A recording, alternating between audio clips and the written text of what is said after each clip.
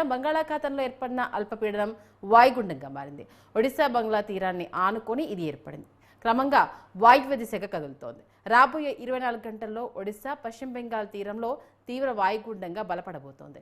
దీని ప్రభావంతో ఇవాళ రేపు కోస్తాంధ్ర జిల్లాల్లో అతి భారీ వర్షాలు కురిసే అవకాశం ఉంది. ఉత్తర కోస్తా జిల్లాలో వర్షాలు కురుస్తున్నాయి. అటు ఉమ్మడి శ్రీకాకుళం, విజయనగరం, విశాఖపట్నం జిల్లాల్లో ఇప్పటికే పలు చోట్ల చెరువులోకి భారీగా వరద నీరు చేరింది.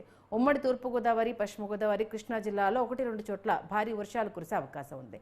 తీరం వెంట బలమైన ఈదురుగాలులు వీస్తున్న నేపథ్యంలో మత్స్యకారులు వేటకు వెళ్లరాదని విశాఖ తుఫాన్ హెచ్చరికల కేంద్రం అధికారి శ్రీనివాస్ తెలిపారు. సోమవారం వర్షాల తీవ్రత మరింత పెరిగే అవకాశం ఉంది. ఏలూరు, అల్లూరు, ఉభయ గోదావరి, ఎన్టీఆర్ జిల్లాల్లో అత్యంత భారీ వర్షాలు, మరికొన్ని జిల్లాల్లో భారీ నుంచి అతి భారీ వర్షాలు కురిసే అవకాశం ఉంది.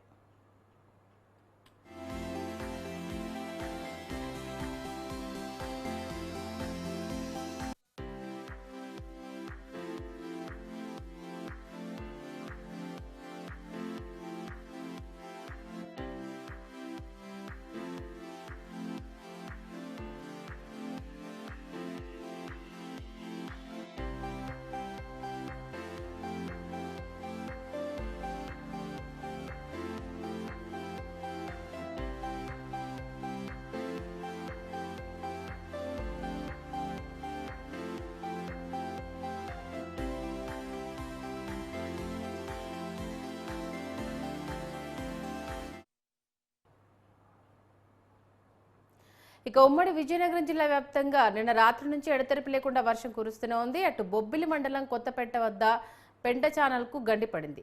బొబ్బిలి వద్ద పారథి వంతెన వద్ద కాజ్వే దెబ్బతింది. రేగిడి మండలంలో సాయనగడ్డ, ఆకులవగడ్డ పొంగి పొర్లుతున్నాయి.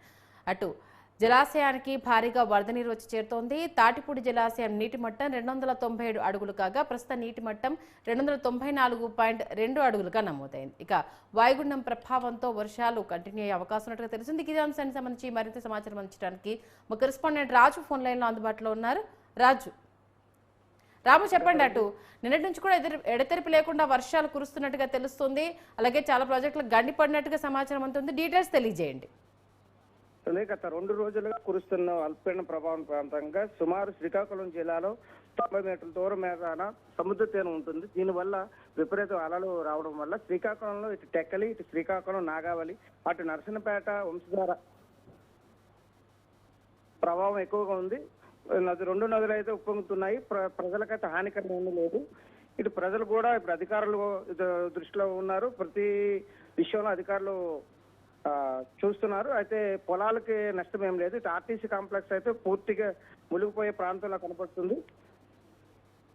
ఇటు ఇల్లుకి కానీ ఆస్తికి కానీ నష్టం వచ్చే ప్రయత్నం అయితే ఏమీ లేదు. మరి అధికారులు ఎలాంటి జాగ్రత్తలు తీసుకుంటున్నారు? ఎందుకంటే భారీగా వరద నీరు చేరుతున్నట్టుగా తెలుస్తోంది. మరి దీనికి సంబంధించి ఎలా అప్రమత్తం అవుతున్నారు?